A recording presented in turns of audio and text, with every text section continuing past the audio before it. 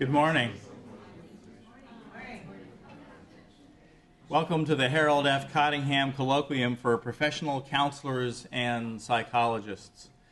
We're very excited about today and about this event. It's been years, literally, in the planning to be able to bring the people together today and the resources. One of the things I've learned in the last 3.5 years is the importance of leadership.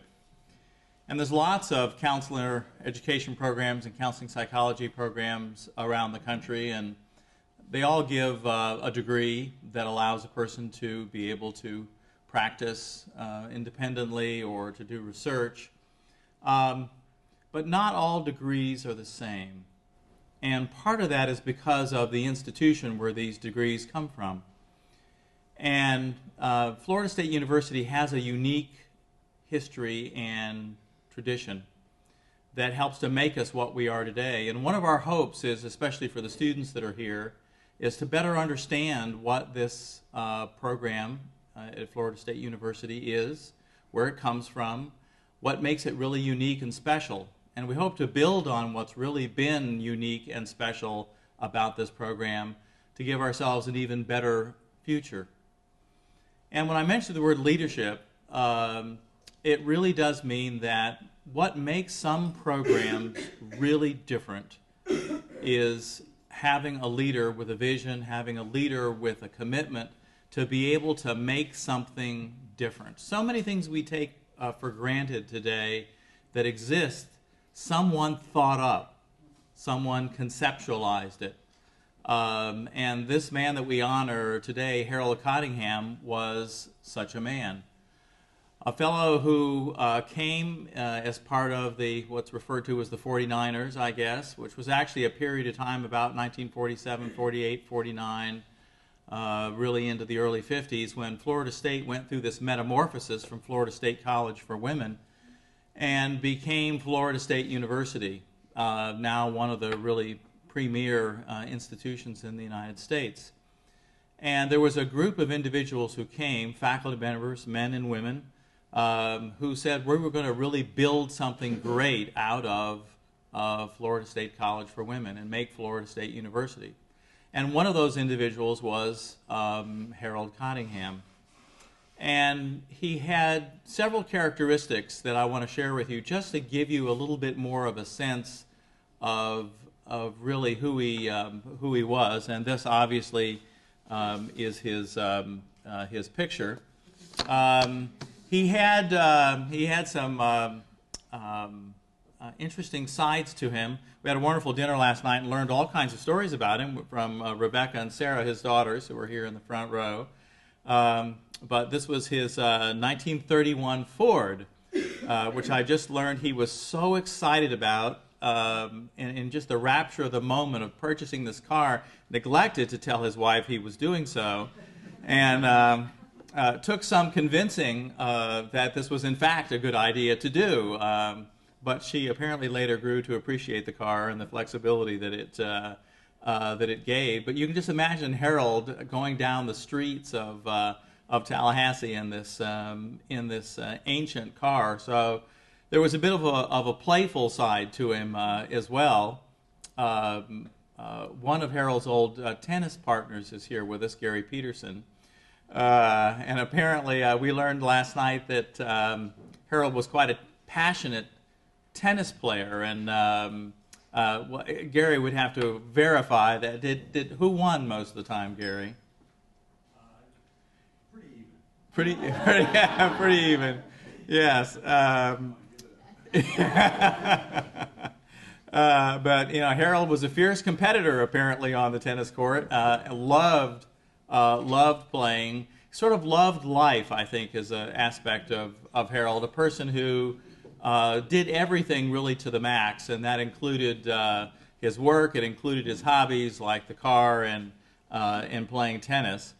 Another side of Harold was his leadership.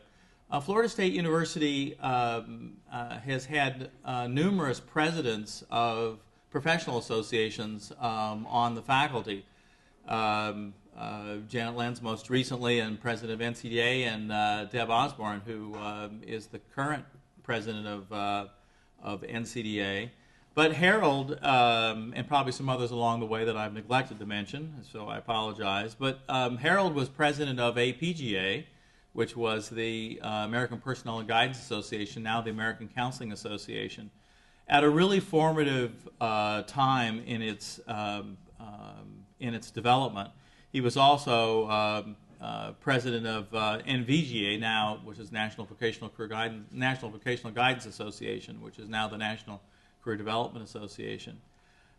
So his leadership, he really helped in the forming of the profession at a very formative stage. As a professional, he was also unique because he really set the mode and the tone for the department and the program, because he was both a psychologist and a counselor. And he bridged that gap between the two professions. He had a vision where the idea was to try to serve people, and we utilized whatever professional that had the appropriate skills to do that. It seems like today we seem to have gotten compartmentalized in some very unfortunate ways in our field, between especially counseling and psychology. But Harold was the prototype before that really saw the merger of those two fields. Harold saw what people had in common more than what people made them apart, which I think is something that we need Harold today, actually, I think, in some important ways. But he was a very important leader in the profession. This we think is an APGA dinner. He was very active politically with that. Our best estimate is this is the Elementary and Secondary Education Act signing with President Lyndon Johnson. So he was actively involved in getting counseling in as a key element of service delivery in schools. Although he really had an interest in counseling broadly beyond that as well. He understood that in order to really make counseling a success, we have to embed it within the structure of our society, which included legislative action, to be able to make that happen. I have a couple comments I want to read, and just one quick housekeeping note. In case of a fire alarm, please stay calm. They always say that, but who would stay calm during a fire alarm? But anyway, the exits are right straight out in case something happens. The restrooms are down the hall under the stairs for that. We have a number of students who are able to be with us today, but they do have class. And so if a large chunk of the audience at any particular point in time, Joel, just kind of stands up and exits, don't assume it was anything you said. It was the threat that, there's an exam or something that they need to go to. It might not be the first one. Yeah. One of the things that Bob Reardon has worked tirelessly to do has been to keep us together, to maintain us as really a group. And of course, we're really here today, I think, as a result of his leadership. But he's maintained a large group of alumni, former students, out in the profession, and contacted many of them in relationship to this event. And today we really have a really interesting, eclectic mix of former faculty members, current students, current faculty with us today, and family members. But there were a number of people who couldn't come, and I just wanted to read a couple of comments from those who weren't able to attend.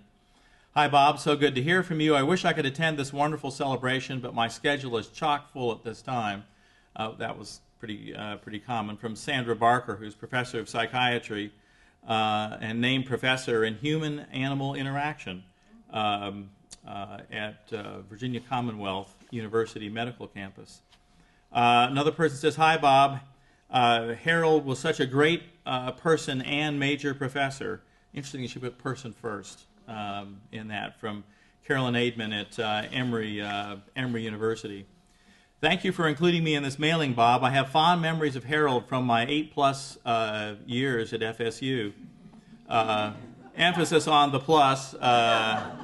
But he actually was a faculty member, so that wasn't all doing the doctorate with that. But that was, he said, my best wishes to you in the celebration from Tom Dowd, Professor Emeritus at the Kent State University. Hey, Bob, hope all is well with you. Sorry I haven't gotten back with you sooner, but working like crazy. I love Dr. Cottingham. He was the best. Please send my regards to his daughters. Tell everyone hello. Cheryl Ranson from Ranson Associates here in Tallahassee. Dear Bob, unfortunately I will not be able to attend, but since I can't be with you, I'd like to share some thoughts about Harold Cottingham. There are moments in every person's life when someone can make a special difference that no one else can make. In my time, Harold was such a person. He encouraged me to write, and I have authored 9 books. He taught me how to do research, and I've done over $1 million worth of research grants and authored over 70 research articles. Life provides us with multiple experiences. The final decision on how to process them is yours. If you want to know what your gifts are in your life, you have to open the boxes. That's exactly what Harold Cottingham did. He helped his students open the boxes. Sincerely, Ken Gutch, 1961, University of Southern Mississippi. Professor of Counseling. Another note that we have is I remember Harold. This is from one of the students who was here right at the end before Harold left, and said, "I remember Harold. He left the same year I arrived. Nonetheless, I would love to be at FSU for the colloquium to honor him. He was such a wonderful person. I hope the colloquium is a huge success." Joy Evans from Georgia State University. Dear Bob, unfortunately I will not be able to attend the symposium in honor of Dr. Cunningham, as I'll be in Orlando on cable business. However, I was glad to be able to make the connection and financial support of the event. And Steve Wilkerson, President of the Florida Cable Communications Association. I'm delighted to see that you got such an event together to celebrate the contributions of Harold and the success of the graduates of the program. Best wishes for a great day. I wish I could attend, but we've been traveling quite a bit, and it just isn't possible at this time. A month ago, I went to Ohio University to give a presentation on the history and legacy of the program at OU as part of the College of Education's 125th year celebration. I did mention Harold as my mentor when I spoke of the importance of mentoring. Mel Whitmer, Professor Emeritus, Ohio University. Now we come to a high achiever in our group. I was impressed when I read this. Working on my 5th book. Just finished a stint as APA Division 43 President. Working hard on the new APA Practice Guidelines Steering Committee. Incoming President of the ABEP Couple and Family Board. This year's Family Psychologist of the Year. And have a 9th grant, so staying busy. And that was from Tom Sexton. That's sort of the kind of legacy that Harold leaves us, is this idea of making a difference, of going out and trying to achieve something in relationship to making the world a better place for the people who live here. And it is our hope that people get a sense today of Harold and the legacy that he has given us. We would not be here today if it were not for Harold Cottingham. We would not be the institution that we are, without a doubt. But the question is, what do we do from now forward? It's one thing on a relay race to have the runner give you a really good handoff. And this runner is out ahead of everybody else. And so you're waiting there with your hands stretched out and you're waiting to get that baton. Well, Harold was out front, and he really gave us that baton quite a bit ahead. Well, now the task is, what do we do with it? Well, many of the people that are here today worked really hard with Harold's legacy. The faculty members who are here, both retired and currently, have and are working hard to do something with that. But the students that are here are equally important, because it's really the students ultimately that are our legacy. So the question is, well, what do we do to keep what Harold gave us as a good start going? Well, we have the good fortune of Peter Scanlon. And Peter, one of Harold's students, made a decision that as a leader himself, and that's the interesting thing about Harold and our two speakers today, all share the same leadership qualities of being able to make something happen, to be able to create something out of nothing. And Peter certainly has been extraordinarily successful in terms of developing a very, very large public sector organization that serves on a huge number of individuals with a wide variety of needs, with a variety of different counseling and other services in the Boston area. He literally touches thousands and thousands of people every year. And he decided that what he wanted to do was to try to create a resource to allow Harold's legacy to keep going, for us to remember where we came from, what Harold stood for, what he wanted to achieve. And so Peter began this process of this colloquium by endowing this particular colloquium, so it will go on for a long time. And so we wanted to have him say a few words to us about actually three things. One is a little bit of his thoughts about Howard, his own personal experience with Howard, the person, and then also about what he wants this colloquium to be, what his hopes are in terms of what we'll achieve with this. And lastly, our speaker today, Joel Geck, he will introduce Joel. Peter?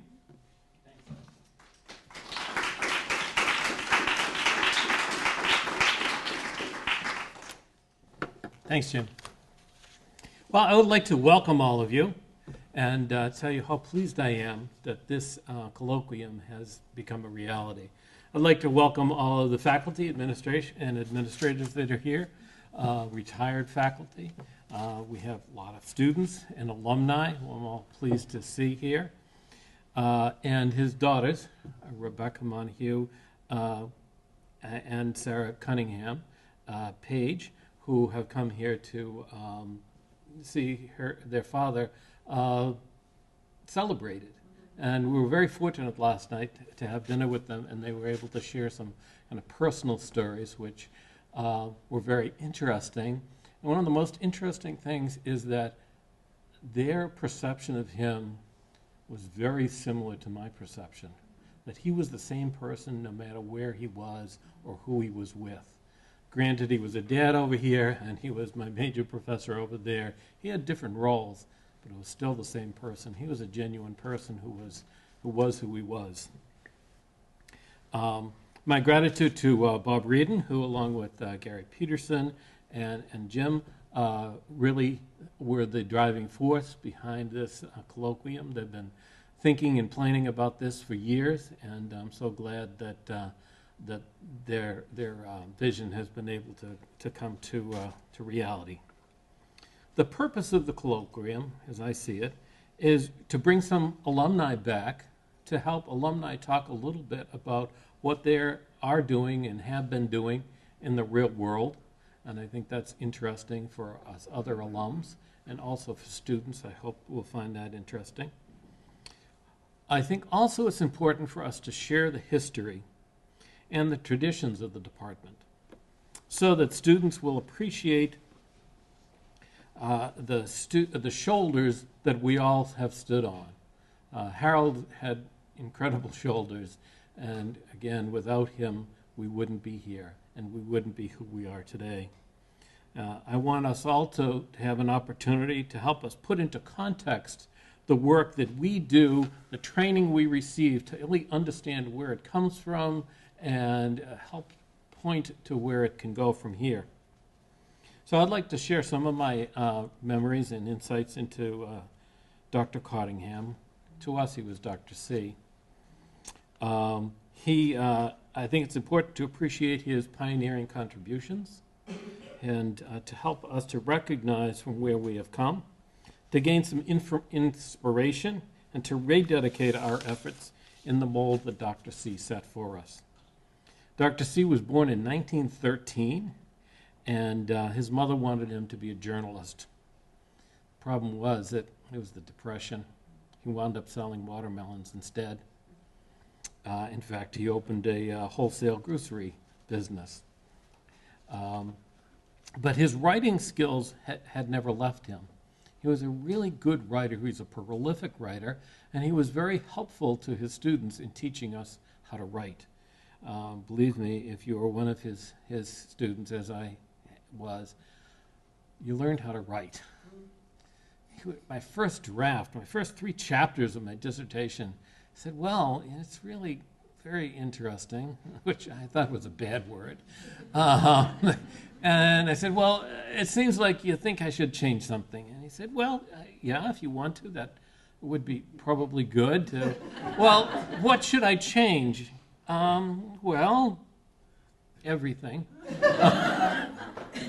And I literally had to go and rewrite every sentence. He said, it's got some good ideas, but, you just have to, and he taught me how to write. And basically says you make your point and then you have to prove it, which is what good journalists do. And this was an important part of my education. Harold, in 1935, received his Bachelor of Education with a major in guidance, and in 1940 received a master's in guidance. And then along came World War II. He was an instructor in naval accounting at Indiana University, and following that, in 1945, he received a doctorate in guidance, and he did some postgraduate work at FSU and also the University of Denver. And meanwhile, he also served as the director of guidance in a public school system. But in 1948, was called back to FSU as associate professor in psychology, where he served until 1958, where he left the College of Arts and Sciences and came to the newly formed College of Education and started the guidance department. So in 1958, he became the chair of that department and served in that capacity until 1968. The records of students of Dr. C are a little spotty. We didn't have computers back then. I'm sorry. So it's even hard to find out how many students he just worked with. They've been able to locate 115 dissertations where he was the chair of that department.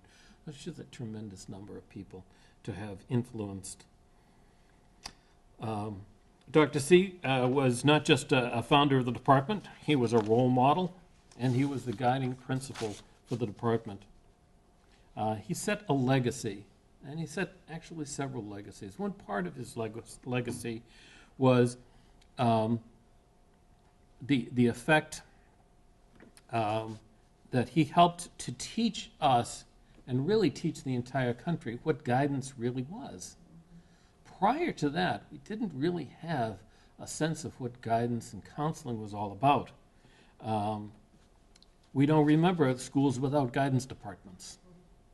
And that was exactly the situation when Dr. C and some others started to get to people to realize how important a function that is and how integral it is to education.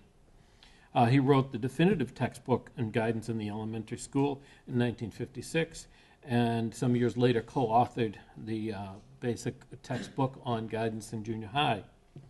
He helped define the profession.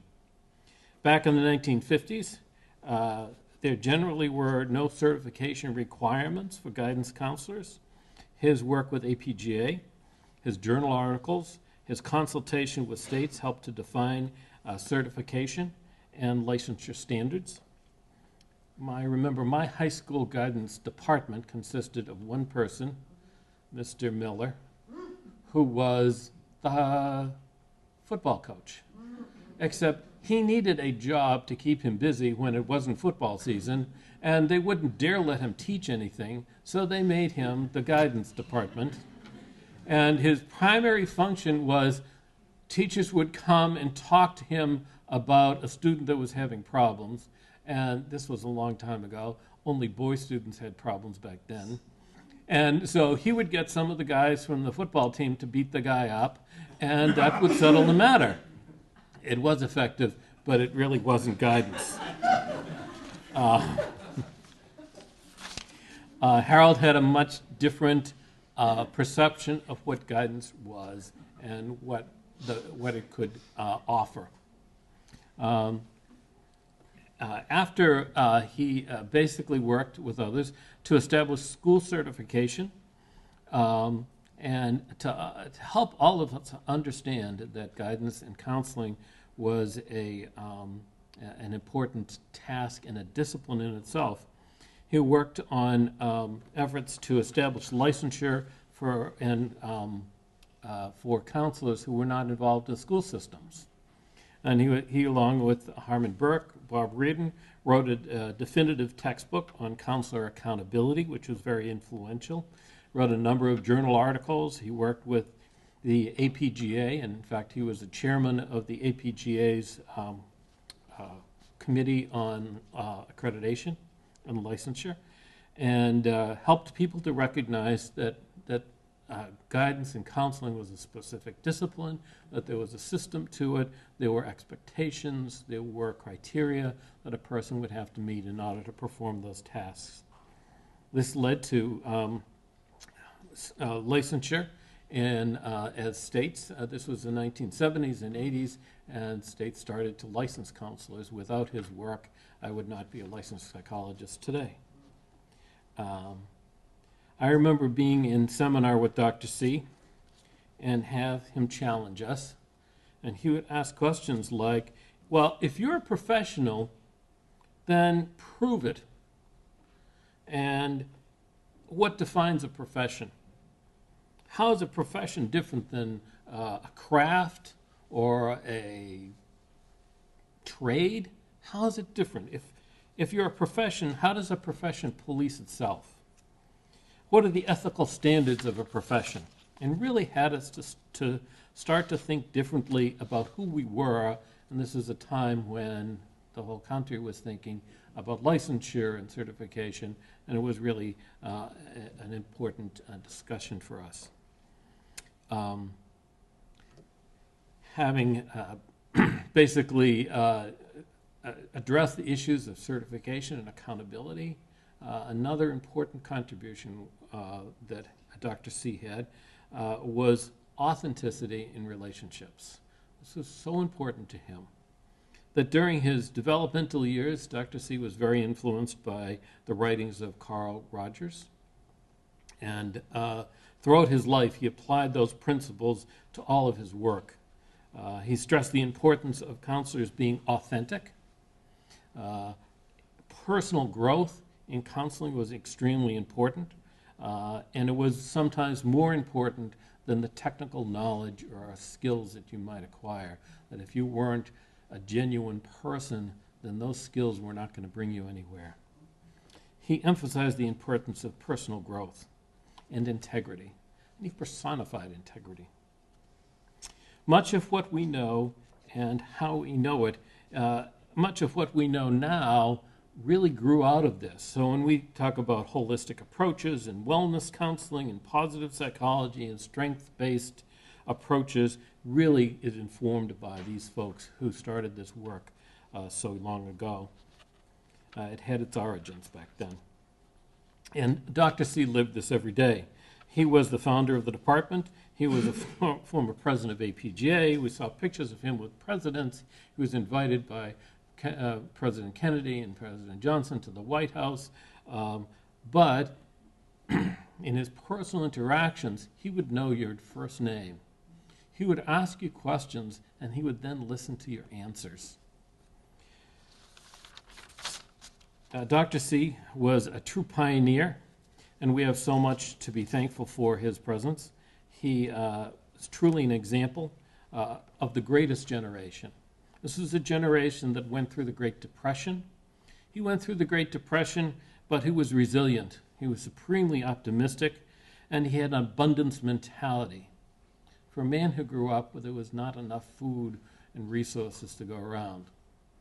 He went to World War II, but he did not have hate or anger in him. He welcomed others' ideas. He accepted everyone. Well, he really didn't have much tolerance for graduate students that got to graduate school and didn't know what they really wanted to do. He spoke to Congress. He served presidents. He was the president of the National Association. But he really thought of education and counseling as a mutual process. He was one of those who conceptualized a new way to be with clients, not defined by the rigid mechanisms of the medical model, but by respect for the client, a curiosity to learn what their point of view was, an equipment and a commitment to the authenticity that you'd have to be present at all times. He had a hand in defining our profession. He taught us who we were and who we should be. He challenged us to grow, and he challenged us to integrity, and he gave us an authentic model. We're all very grateful for him and glad to be able to celebrate his achievements today. I'd like to now turn to introduction to Dr. Joel Gecht, who is a FSU grad. He was just a year ahead of me, and he has served since his graduation as the founder and leader of Impact Solutions since its inception in 1981.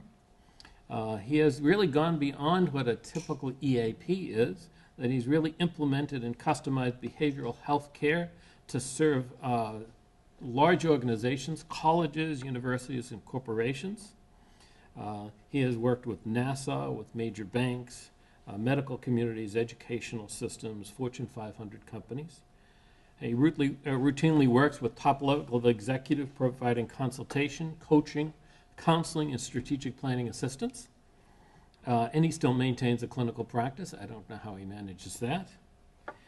He's a featured speaker at business meetings, professional meetings, community groups, and he has served as the psychologist with WEW-TV, where he has done over 150 television programs.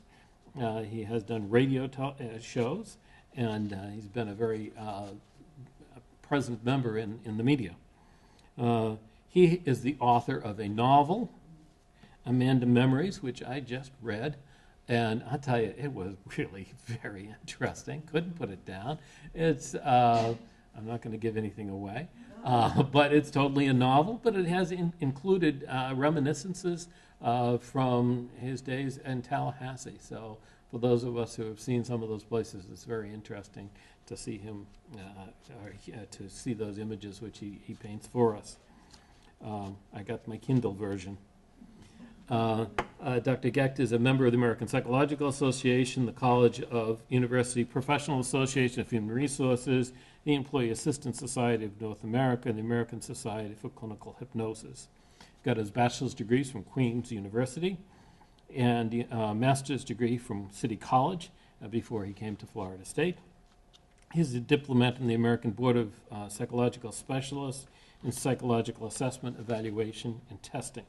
He is the father of 4 sons, and his lovely wife, Phyllis, is here with us today. And we're very pleased to have them and looking forward to what he has to say. So, Dr. Gecht.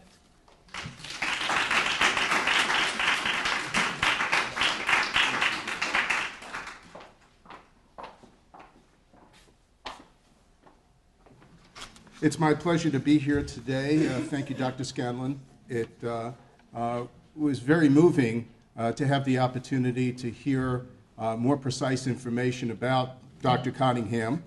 And today we're here to celebrate the life and work of Dr. Harold Cottingham.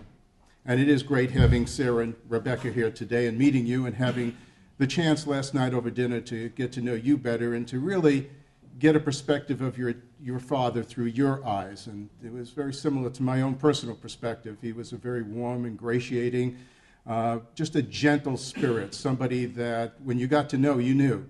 And more importantly, as you heard from our other speakers today, not only did you get to know him, but to him, more importantly, he got to know you. And that was always something that I felt was very special about Dr. C. Harold served on my dissertation committee. My major professor, Bob Reardon, is out there, Dr. Reardon, and very important people in my life. Well, I see Gary Peterson, Dr. Peterson, some other people here. It was a wonderful experience coming back to Florida State. Haven't been here in 33 years, and considering that I'm only 35, I was a prodigy, I admit. It was very satisfying. My wife, Phyllis, also graduated with her degree, a master's degree, and math education. She and I were wandering the campus saying, wow, this is tremendous, all the growth and how wonderful it looked. We went back to our roots, and we had our 4 sons and my daughter-in-law with us, and we were able to go through the campus. Dr. Reardon gave us a nice opportunity to revisit and remind us of all the growth and show us the origins, the stone building, and some of the other features of our past. So it is my pleasure, knowing what this event is about, to talk about innovation, because certainly when we think about innovation, Harold was a major contributor to that. The idea of this is a road and we can drive that road and everybody goes down it is one thing, but the thought about converging roads and reconstructing visions of how it could be and how it should be was a lot of his legacy. And sitting here today, I think we all share that dream and desire to be able to take the good work of Harold and bring it to the next level within our own lives and our own experiences. And each one of us here has the capacity to bring his story out in a different way. Today, I am honored to have the opportunity to speak about my path and some of the innovation that I felt inspired to create in the field of psychology. Today, I'm going to talk about plus factors. I talk about plus factors in my mind as any event, situation, person that puts you in a position to make a decision, a major life decision, where you really have to think about what that outcome is going to do, not just for yourself, but for others around you.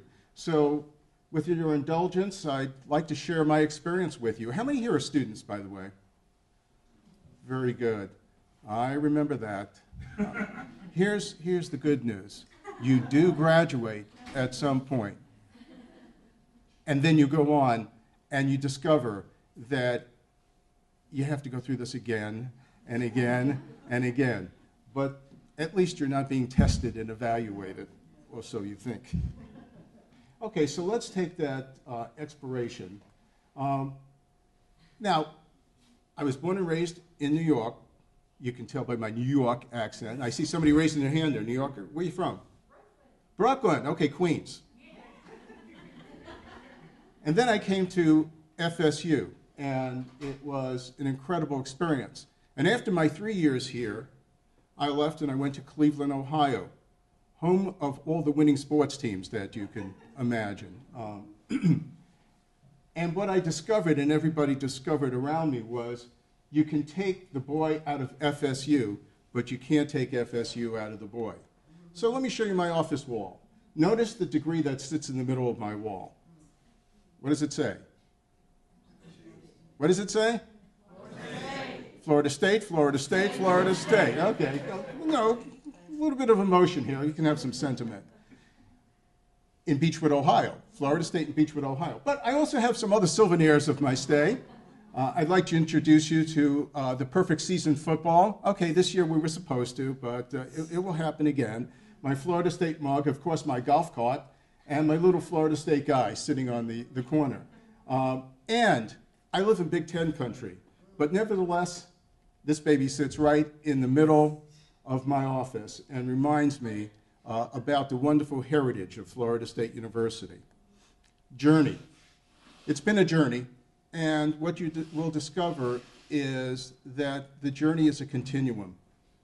It doesn't begin and end, it just keeps on going, and there's always a new challenge and a new opportunity to explore. When I look back, I started out at John Brown High School. Any John Brown High School graduates? No, okay. Funny thing is, even in New York, I can't find people. I don't know. I went to this mysterious high school. My career aspirations were very clear. I knew I was going to be a dentist. I was going to, at first, drill teeth every day from 9 until 5, drill teeth. And then it occurred to me, not a great idea. So I went off to Queens College, and I decided, what am I going to do now? Well, I know, oral surgery. Instead of drilling teeth, why don't we just pull them all out? We can reconstruct jaws. That would be more interesting. And then I thought, well, maybe law would be good. accounting, I don't know, confused and trying to find some direction. Somehow it culminated in a psychology course. Emma Spaney, Dr. Spaney, Psych 1. And then from there I was intrigued.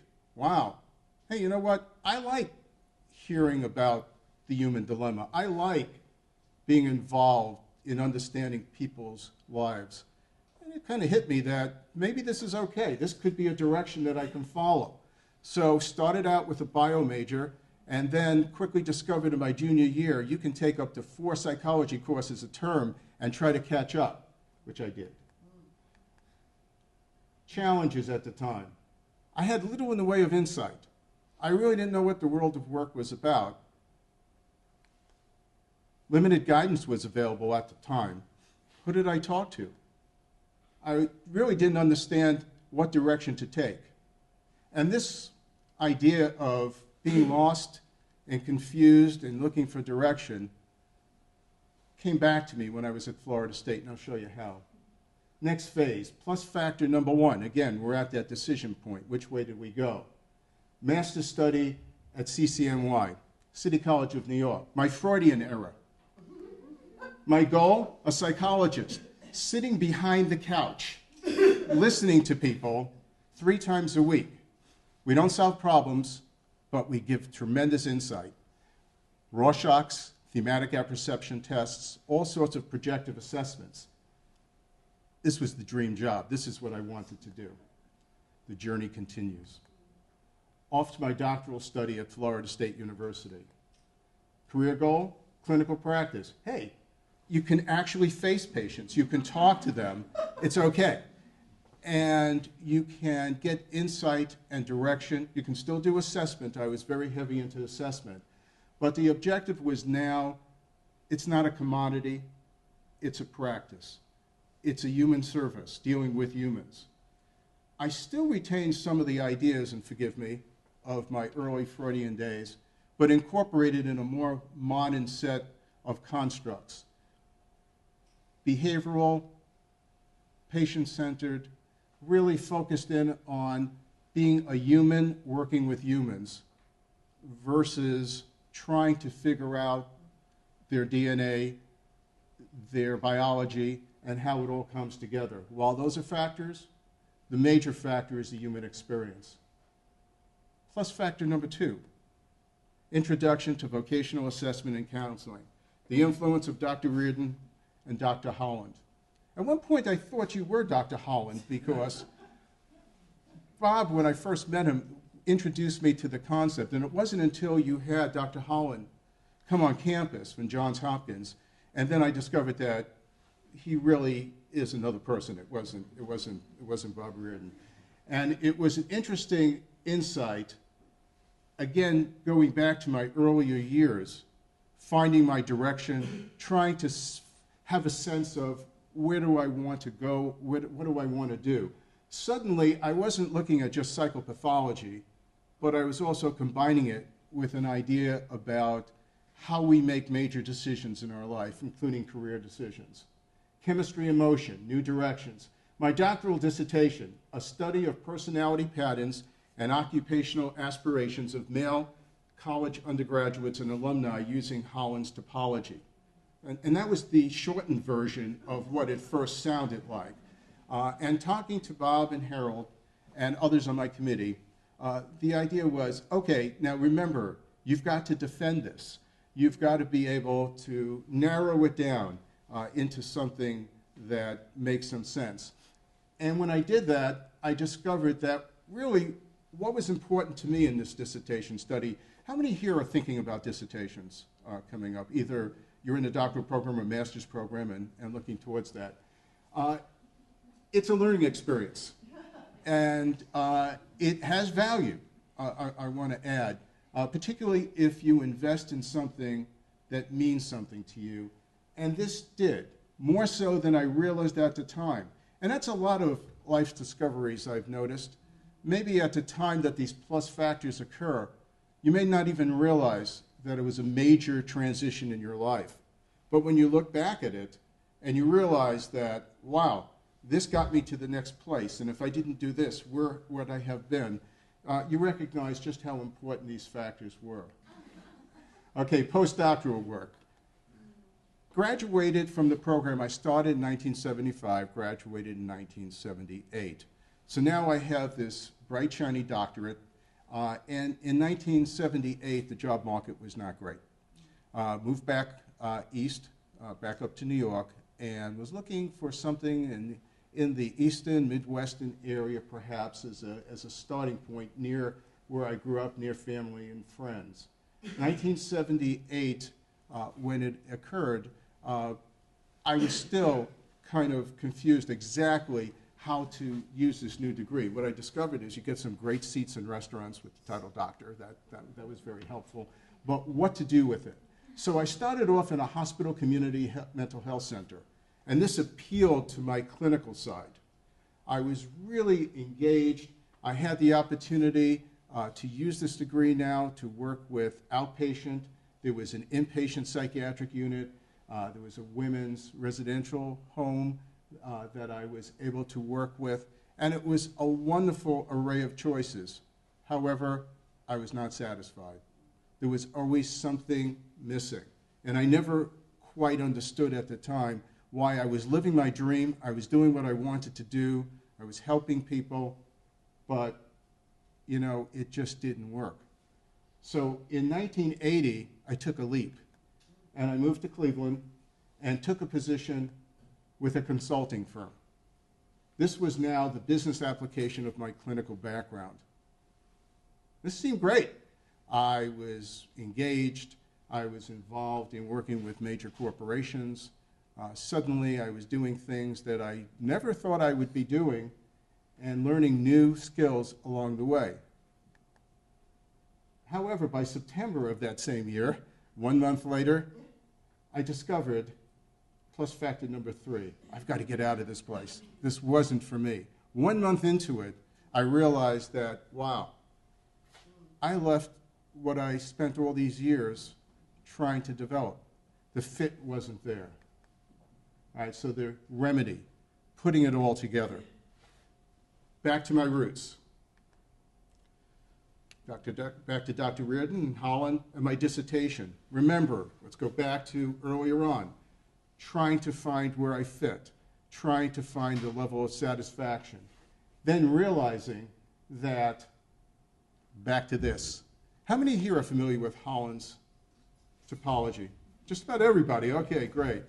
I know my poor wife had to hear me go through reassec how many times in putting this together. But as you remember, for those of you who might not be as well ingrained in it, there are 6 basic personality types which fit better in each of those environments that are made up with other people with similar values, interests, and needs that gravitate towards those areas. And there are 72 combinations of these 6 that make up our vocational personality. So if we look at it, for example, conventional and autistic will be 2 opposite ends, more creativity, more convention, and realistic versus social, more things versus people, investigative versus enterprising, more thought versus action. So where did I fit? Here was the major discovery and really the turning point in my professional life. I knew for a fact, as anybody who knows me can attest, changing light bulbs were the maximum capability I had on the realistic side, so it wasn't a realistic. Helping people, teaching, definitely. Organizing versus creative, more towards the creative side. So far, I'm okay. I see myself as a people person. I'm in close alignment with the originality side. Here's where my conflict occurred. The distance between the investigative and the entrepreneurial enterprising. I needed to be on the I side, and when I was on the I side, I needed to be on the E side. So in essence, recognition of my career disconnect. The first step to recovery was my confession that I am, in fact, an EISA. And I feel okay telling you that because I feel close to you. some of you I only know for a moment, but I feel close enough to be able to offer you that. Being the E and the I, it's kind of like my Westie Layla. When she's out, she wanted to come in, and when you take her in, she wants to go out. I had that disconnect based on the fact that I could never feel settled in one or the other. And for those of you who are sitting here today and are going through the program here, and you're saying to yourself, okay, so how do I apply this? Where is my future? I think I want to do this, but maybe I want to do that. I discovered something interesting, and that was a new beginning in 1981. Clinical practice, consulting business. I didn't have to do one or the other. And probably the worst time to do this with a baby on the way, a mortgage, and everything else surrounding me, I decided to take a leap. I decided to start something that didn't exactly exist anywhere else. And that was the notion of, can't we combine business and psychology? Can't we take a course where it doesn't have to be a commodity, it can be an actual engagement of the profession in an area that makes sense to both? So I started off by working in a clinical practice and building a caseload and taking a percentage of that from the person who owned the practice. It was an opportunity cost. It was the chance to come in and connect with what I loved. But at the same time, I went to a school psychology consulting firm and convinced them, hey, you know what? If you let me work here for a little bit and just give me a little bit of funding, we can build something here. And out of that grew Management Psychologist of Ohio. The first blush was to find customers. So who's going to buy this now? Now, as a consultant in a consulting firm, I was exposed to business, which I didn't understand before. I didn't even know what human resources was before that. I was told to go to a bank for a human resources meeting, and I thought, oh, you go to the branch. Where is that? What do you do? Oh, they have a corporate headquarters. I was that naive at the beginning. So I went in, and I went to one major bank, National City Bank, and I went to the director of human resources, and I asked for a meeting. And I said, I want to propose something. Can you give me 10 minutes? Okay, I'll talk to you. And I said, here's the deal. Here's my training, here's my background. Here are the clients I work for in this consulting firm. Tell you what, I will work for free. Pay me a discounted rate of half of what you'd normally pay for these consulting services if it works out. Give me one person to work with, some executive who is going through some transition, or somebody on a fast track that you want to develop, or somebody who has a problem and isn't meeting your needs. Let me work with them. Again, I won't charge you for my travel time, and I won't charge you for anything, and I'll charge you half the fee if it works out. Fortunately, it worked out. And as a result, I got more and more clients. And then the banking industry emerged. Another break occurred along the way. At the time, I was doing public speaking. Anybody that would listen to me. I mean, I talked at every group you can imagine. And at one of them, there was the producer for WEWS-TV, which is the ABC affiliate in Northeastern Ohio. And they were doing a show called Morning Exchange. Morning Exchange was the precursor to the Today Show and some of those other shows. It was there before. And the concept was they had guests that would appear.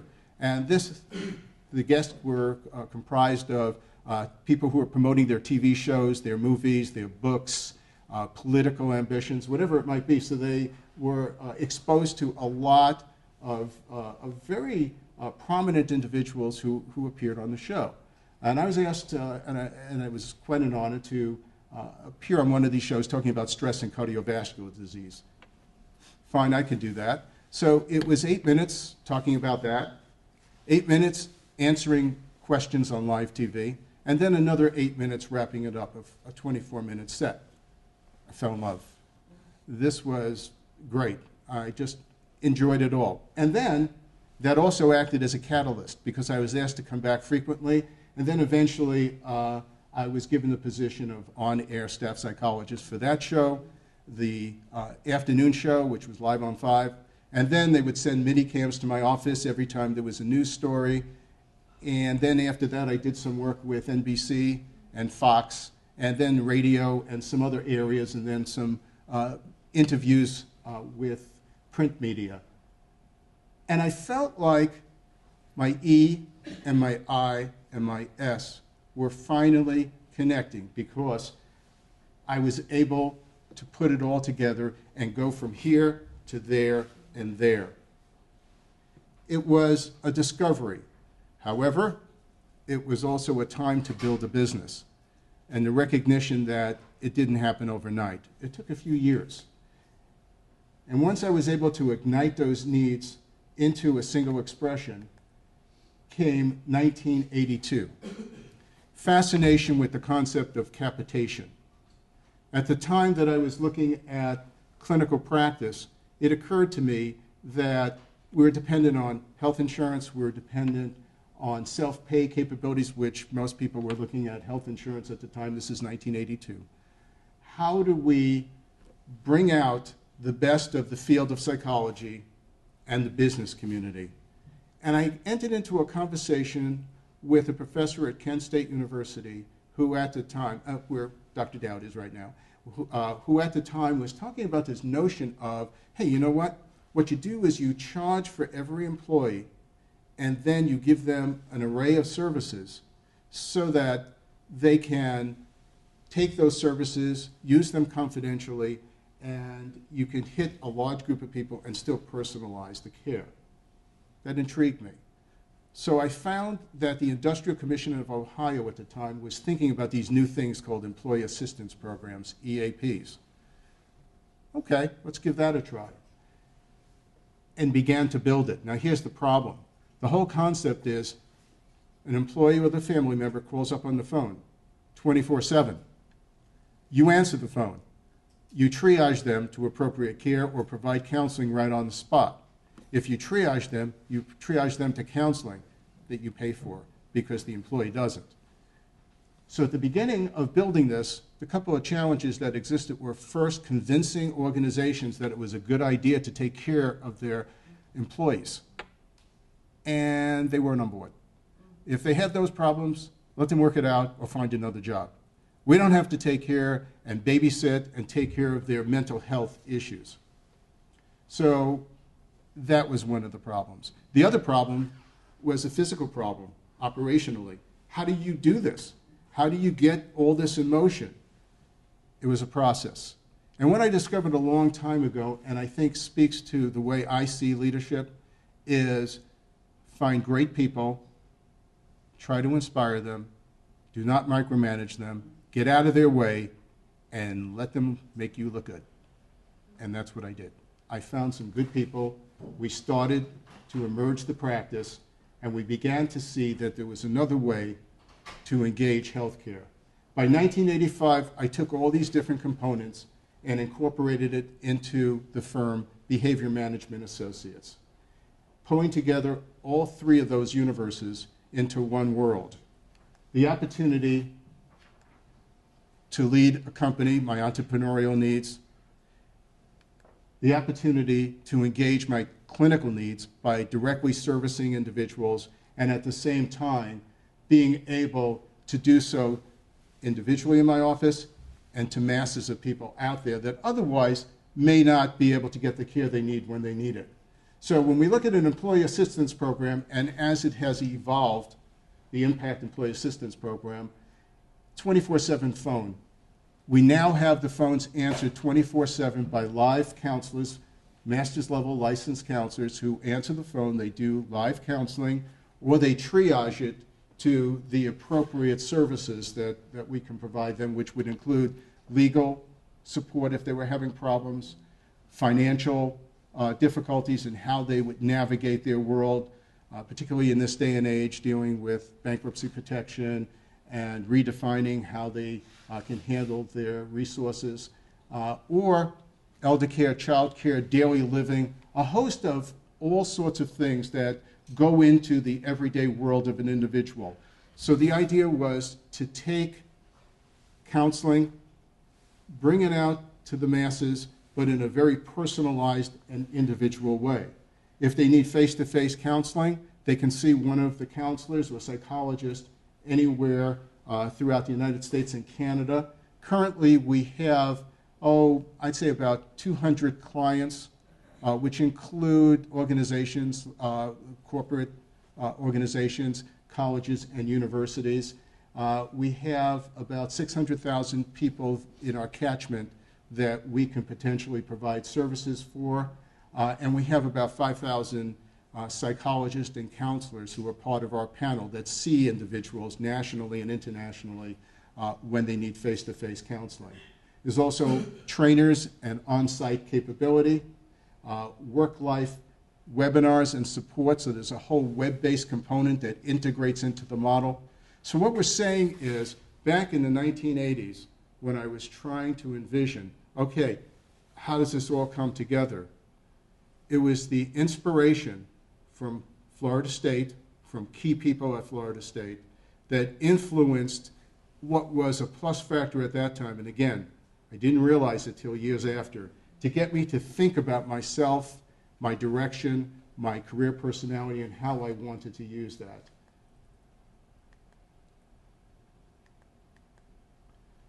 Plus factor number 5. Okay, so I started off by writing a book that was talking about the graduate experience. And it began with, what is it like to be a doctoral student? And of course, I happened to be one in Florida State. So for my former professors sitting out there, it was favorable. It was very positive. But then my mind went in a different direction. And I took 18 years and decided I'm going to learn how to write a novel. And I got really into it. Why? Because remember the 4th characteristic of my Holland Code, the A. It was still looking for expression. So I couldn't write a textbook. So this became a novel. And it's a little on the risque side, so be careful if you have a delicate diet if you do read it. But it talks about a doctoral student at Florida State and Amanda Wagner. Not your typical student, but he didn't realize it at the time. And as he engaged her in counseling, he realized that there were some deep, dark secrets in the Wagner family that came out. Read on. 2010, it was published. Plus factor number 6, name change to impact solutions, and recognition that higher education was an area that I wanted to get involved with and engage. So took that focus to higher education. We were fortunate enough in 2010 to win the state university contract bid in Ohio. So now we provide services for most of the universities, major universities throughout Ohio, and branching out, and taking it internationally as well. We've always been in the United States and Canada. Now we're moving into Europe, the Middle East, and Asia with programs in employee assistance, particularly for faculty, staff, and students for their programs abroad. Summarizing. I spoke today about career development and how the learning at Florida State and experiences helped me to envision a path based on people that I worked with here that were inspiring, who always said, you can be what you want to be. We were on a first-name basis in the program. It was always a very close, connected feeling. And it always helped me to feel like you can do what you want to do, you can be who you want to be. And as we saw Harold sitting there talking to presidents and emerging a whole field and seeing a direction and understanding how he uniquely fit, and the professors I had in the program teaching me, you can be different. You don't have to be the traditional counselor or the traditional psychologist. Go and explore. So standing here today and looking at you out there, particularly students, go out there and explore. Take this education at Florida State and make it your own. Make it what you want it to be. But remember, it's the three-legged stool. There's only one component. I discovered that putting together my work with my family and with my friends and community, is the other piece of it. So whatever you do, remember, your business is second. That's why I really liked when Dr. Cottingham was described as friend first, and then professor, then major professor. He was your friend first, and that was my experience, certainly at Florida State. So the combination of these factors, I think, be yourself, discover your vision, your road, build that road, envision it, and it will come. Include family, friends, and community, and it will pay off. Thank you for allowing me to speak today. I appreciate the opportunity. Go Seminoles.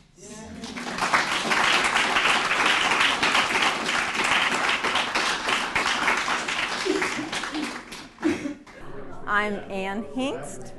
I was a faculty member here at Florida State beginning in 1972. Actually, at that time, my name was Ann Montgomery, so students might remember me better as Ann Montgomery. I was here during the Harold Cottingham years and remember him very fondly. I came in 72 and I was here until 1986. I taught primarily the psychotherapy classes and was director of the clinic, so helped students with their clinical experience.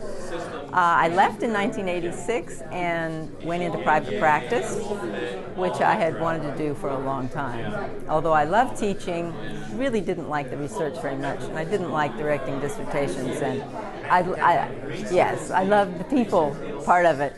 So, and the one-on-one I really liked better than groups or teaching. So I went into private practice for 20 years. Actually, I started my private practice in '84, even though I didn't leave the university until '86. I retired in 2004 and changed directions completely. In the years that I was in private practice, I began to have more and more of an interest in housing. And I started a nonprofit called Rainbow Rehab that still is in existence. It started in '89, and we rehab homes for low-income people. We buy them and rehab them and resell them. So that was one of my extracurricular interests. And also my husband and I started a fair trade retail store, a nonprofit called 10,000 Villages here in Tallahassee. Of Harold, I think Harold was one of the most gentle souls I've ever known. He was just incredible. Very peaceful, very quiet, very friendly. He just was a wonderful person. And I remember him kind of in the background. He never was out in front, but always was there and very supportive. I arrived here at Florida State University in 1971 as a green, new kind of assistant professor. And one of the first people that I ran into and met was Harold Cottingham. And he sat down with me, talked with me about the program, about the philosophy of the program, and I was very impressed with his professionalism, his attitude, and most importantly, his very warm, welcoming attitude toward me. Over the years, I was very impressed with Harold's style of interacting with students. He was the consummate professional, and yet students really warmed up to him. They flocked to him by virtue of his background, his experience, and his expertise, but I think also his very gentle and welcoming style made them feel very at home, very secure, very safe, and I think his students really flourished under his direction and his style. Some of the fondest memories I have of my interactions with Harold are actually out on the tennis court. While he was quite a bit older than I was, he was very quick, very fast, wiry, and he could really move about the court like a guy 15, 20 years younger. And when I first went out on the courts, I thought to myself, well, I'll be able to take this guy pretty easily. Well, it turns out I was very much mistaken, and he was consistently a winner of our games and sets on the tennis courts. But he always had a very good humor, never got too intense, and we always had a very, very positive and kind of friendly, competitive encounter. And in the end, as Harold grew older and got to the point of retirement, I was thinking to myself, this guy has really been one of my main mentors here at Florida State University, teaching me how best to interact with colleagues, how to interact with students, so as to get the job done, and get the job done with some degree of quality. And so I'll always be grateful to Harold, to his legacy that he passed on to me, as well as his legacy to his students and to the university. I'm John Comer. I had the great privilege of being with Dr. Cottingham here as his graduate assistant back in 1961 when I got my doctorate here. I have so many great fond memories of Dr. Cottingham as a warm personal friend, as a helpful, demanding, supportive chairman of my committee. I also have some interesting warm personal memories about him. While I was working in the office with him there, I got the reputation of being one of the few people that could read his writing. And I told people here today that the trick I found out how to do to try to understand Dr. Cottingham's writing was to hold it out at a distance from you, to look quickly at it and look away, and then usually you could figure out what it was he was saying on that particular paper, whatever it was. It was just one of these little quirks that we liked him. I also remembered the Model A Ford, which was a real prized possession of his. I remember the first day he came to us and told us that he'd, for a birthday present, had received one of these ornamental thermometer things that go on the head, go on the front of the car there. And he was so proud of it, and then the very next day he had to report sadly that somebody had stolen it off his car. And I understand this happened a couple more times, and he finally gave up and didn't get anything more for the car at that time. And I'm glad to hear from his daughters that they still have the Model A Ford. I appreciate so much the foundation that Dr. Cottingham gave me. I had the opportunity to stay on here at Florida State University as director of the Counseling Center from 1963 to 65. And then, as I often tell people, I just got lost in the fields of administration. I went on to be a dean of students and other kinds of administrative roles, but never got directly into the counseling mode. But I was in the position where I could support and really help folks who were trying to do the counseling where they were. It's been a real privilege to be back here together, and I thank Bob Reardon for thinking to invite me, and I'm very happy to have been here.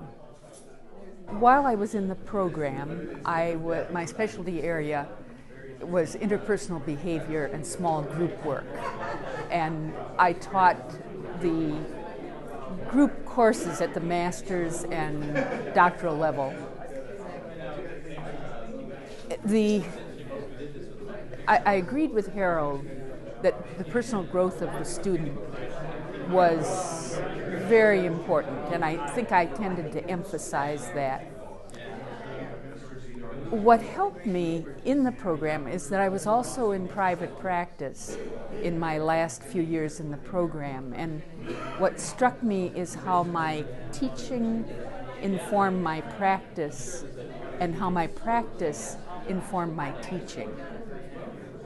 But I retired very early. I retired in my early to mid 50s and have had many small jobs since, up until age 75 to be specific.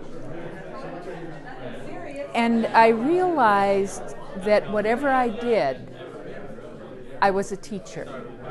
I think if I had one message, it would be that you are never finished. Your career is never finished. And each thing you do is but a step toward the next choice. And that really has helped me through the years. I'm I'm quite a believer in it and quite grateful to see students that I had in class doing things now that neither I nor they would ever have imagined. My name's Sarah Cottingham Page, and I want to thank, get the order right, Dr. Reardon, Dr. Sampson, Dr. Scanlon, Dr. Gecht for all your comments, and also Courtney Stambach, who has been behind the scenes, I'm sure, making things go smoothly. We feel very grateful to be here. I'm glad we have the time to and the ability to get over here or down here, and it's been so refreshing to hear all the wonderful comments about our father. I wanted to talk, I was thinking, and I made my little talk a little while ago, but it really is kind of my pathway back, my connection with my father in kind of a professional sense. So I'm going to share that with you. I retired from public education in June of 2010, but I can still remember standing in front of a classroom full of less than eager high school students at St. Augustine High School who were required to take a foreign language for their college-ready diploma. We had moved beyond "Cómo está usted? Muy bien, gracias," but not much further. Bored from waiting patiently for a correct verb conjugation, I remember just standing there thinking, oh, please answer the question. I began to realize that my personal conversations with the students were much more stimulating and rewarding than teaching them Spanish. I found myself wanting to rush through my very carefully designed lesson plan so that I could talk to that tired 9th grade girl who had recently begun to put her head down in class. The dark circles under her eyes and the lack of participation in class were so different from her usually bright and friendly eyes, and she was definitely unhappy, and one day I did speak to her, and I'm very glad I did. But spurred by the boredom with teaching high school Spanish, and I must say, I'm not, my sister still teaches that, but I sort of was stuck teaching at the lower levels. The pecking order was going on, so I didn't find Spanish 1 that rewarding for 14 years, or Spanish 2. So I decided to enroll in the master's program at the University of North Florida. It was only an hour away from where I was living. The master's program in school counseling in 1989. 2.5 years later, I had my degree, and I moved out of my classroom, which I had finally gotten after floating for 5 years, if anyone's ever floated. And then I moved down the hall to the guidance department. And I was in heaven. First of all, I was afraid, what if I made a mistake? What if this is the wrong decision? And then it took me maybe 10 minutes, seeing the first student, to realize that I was where I needed to be and I had the best job in the school. I felt like it was meeting more of my needs and using more of my skills than I was using in the classroom. It was around this time, though, that Rebecca and I realized that our mother could no longer live at home alone because of the progression of her Alzheimer's disease. Moving Mother to an assisted living facility in Jacksonville was one of the most difficult decisions of my life, and I'm sure of my sister's life as well. In closing up our parents' home and sorting through everything, we found two cassette tapes among Dad's professional materials. These were the tapes of the interview that Dr. Norm Giddens did in 1979 with him. When I finally had time to sit down and listen to them, and listen to the entire interview, I was surprised and thrilled to find that my father, had also been motivated by the relationship rather than the content of the course he was teaching. Here's the exchange between Dad and Dr. Giddens, where Dr. Giddens was asking about Dad's different teaching experiences as they led up to his interest in school counseling. Norm asked, in a way, it's been kind of an interweaving of the educational growth and the various jobs and positions you've held. I can see things coming together, working and furthering your education at the same time, the interest in your position expressing itself in getting more coursework and more formal education. I guess you were always interested in seeking new experiences, apparently to give you a new outlook on your future. And Harold responded, which sounds like Daddy, "That's a fair statement, Norm." I can remember when I was teaching in Paris, Illinois, I initiated local occupational surveys and follow-up studies. These were new experiences for me and the high school. These were new experiences for me and the high school. I also taught courses in occupations, business education, and social science, plus being advisor for the first school newspaper and tennis coach. As I remember it, I was not too excited about the content of the commercial courses I was teaching. Maybe if I'd been teaching psychology or human relations, I might have been more turned on by my subject matter. I guess I was more interested in the students than the subject matter per se. And in another vein, relating to my father, it really struck a chord with me were some of the ideas that he expressed at the APGA convention in 1966. His speech was entitled The Challenges of Authentic Behavior, which you've referred to a few minutes ago. He remarked, the moral obligation of the counseling and guidance profession to set a high standard of personal integrity as a matter of public image and individual influence is very great indeed. End quote. Very early on in my career as a guidance counselor, I found his words to be so true. While I was working, and even now that I'm retired, I feel that many students and parents look up to me and respect what I have to say, so I have to be very careful and professional when I have their attention. This high standard of personal integrity seems to follow me around, this demand. It extends to so many encounters I have with students and parents in our small community. St. Augustine has grown a lot in the 30 years that I've lived there, but there's still not a time when I'm not grocery shopping, sitting in church, going to a concert, or even working in the yard when I do not come in contact with a current or former counselee and their family. I didn't write this in here, but one evening I stepped out to the front step to look at the moon. It was like 10 o'clock at night, and a personal friend of mine whose daughter was also a counselee at the high school, she was walking a neighbor's dog, and Beverly came along. I went out, and all of a sudden, here's Beverly with this dog, and she goes, "Oh, hi, Sarah. Katie didn't get band on her schedule. Could you change her schedule, please?" And I cringed, and of course this was early on, so I wasn't really upset, but I said, "Beverly, oh yes, I'll be glad to. She has to have band. You please call and leave me a voicemail." So you just never knew when you're going to be approached by someone. In fact, about a week and a half ago, we completed a bathroom renovation, which took about 2 months, and the contractor, the concrete helper, and the city inspector were all former students or counselees. So they'd be coming in and out, and I'd try to throw myself together and look like I knew what was going on, and I felt like it was on stage, but that's how it is a little bit. I do feel a strong obligation not to do anything to tarnish the image of a guidance counselor, yet I also want to appear that I'm a real and genuine individual with a reality of my own. I find that is an ongoing, a daily balancing act in the community where I live. So I do applaud all of you for all of your life's work in educating counselors and counseling others. Your students will need all the techniques and support, emotional support that you can give them. So they'll be ready when that weary, stressed teenager stands in their office doorway, tentatively or tiredly waiting to be helped. And helped is such a simple word for what is really going to follow when that conversation begins. So thank you for coming, and thank you for including us in this and for making it happen. I appreciate it.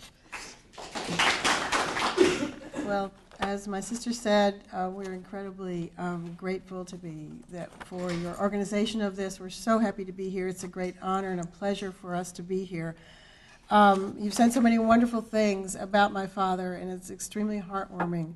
My father, Harold Fred Cottingham, loved the field of guidance and counseling, and he brought his love and dedication to his chosen profession home to us. If you received your graduate degree between 1955 and 1980, it's very likely that my sister and I have heard your name. The names of my father's graduate students were almost mythological to us. He took an active interest in his students' progress and followed their careers with interest in later years. 4 years ago, my sister and I were attending my daughter's Ph.D. graduation from Brown University, As we looked over the extensive program, one name jumped out at us. We were sure that one of those selected to receive an honorary doctorate was one of our father's former students. After the ceremony, my sister wrote a letter of inquiry to find out if we had remembered correctly. We were delighted to receive a gracious response from Marveline Hughes, the president of Dillard University in New Orleans, confirming that she had indeed been one of our father's students and that she remembered him and his work most fondly. As children, our father's passion for his work greatly enriched our lives. In addition to his involvement with the graduate programs at Florida State, my father's connection with other professionals in the field led him to accept summer teaching assignments at universities all across the United States. When he taught summer school courses at another university, the whole family would accompany him. He would teach his classes during the week, and then, on the weekends, he would lead us out on excursions to visit local sites. In this way, we became familiar with the area around Colorado State College, the University of Iowa, Boston University, the University of Southern California, Brigham Young University, and Fordham University, to name just a few. From time to time, Harold's graduate students would suggest that it would be fun to hold the seminar class in our home rather than in the regular classroom setting. My mother would agree to this, but she would comment, "They think that they're going to see a different person when he's at home. They don't realize that he's the same person at home as he is at school." At home, my father could often be found working on his writing projects, sitting in a comfortable chair in the living room, writing with a mechanical pencil in his almost indecipherable handwriting on a yellow legal pad. If we were watching a television program in the other room, we would try to entice him to join us. He might pop in for a moment, but he was soon back at work, writing on the topics he loved. In addition to the nightly news, my father did watch two specific television shows. One was Perry Mason, and the other was Mr. Novak, starring James Franciscus as a determined high school teacher, if anyone remembers that. My father never used strong language, but once when we were watching Mr. Novak, trying to deal with a difficult pupil, Harold exclaimed, "That student is damned impudent." That was strong language for my father. From the time we were small, my father was deeply involved in various national guidance and counseling organizations, as has been mentioned today. He was a past president of NVGA and APGA. In that capacity, he was called to Washington several times to testify before Congress on education issues, during both the Kennedy and the Johnson administrations. He was the author of more than 60 books and articles. As children, we took all of this for granted. We thought that this was quite normal. When I was in high school, my social studies teacher at Florida High, Mr. Hernandez, used the name Carl Rogers as a possible answer on a multiple choice exam question. It turned out that he had done it just for my benefit, and when I admitted that I did not recognize the name, he said, "I thought that you would know that, since your father is one of the foremost Rogerians in the country."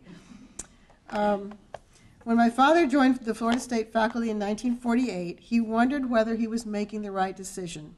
He told me that he sat on the beautiful lawn between Longmire Hall and the psychology building where his office was in those days, and asked himself if this was where he really wanted to be. Thank goodness he made the right decision. My father and mother loved Tallahassee and Florida State. They had many opportunities to move to other university centers, but their hearts belonged to FSU. When my father died in 1981, he was as old as I am now. Now I realize how young he and my mother felt. He retired earlier than he had planned from the department, and he had already started to work as a private practice counselor. When he was given the diagnosis of leukemia, he was forced to use his knowledge and skill to confront the most difficult and challenging of situations. He met the challenge with grace and dignity. He was the co-author of a book at that time with Mel Whitmer. They were writing together, and he made sure that his chapters were finished before he died. He was still meeting with clients just a few days before his death. My father loved this field. He loved his colleagues, his students, the academic life, the challenge of change. Harold believed that change was possible as long as the person wanted to change. He was dedicated to sharing his knowledge and enthusiasm with students, colleagues, and family. He was an innovative thinker and continually sought to expand his own knowledge. And, and more than anything, he would have loved to have been with you here today. Thank you so much for this opportunity to remember his legacy.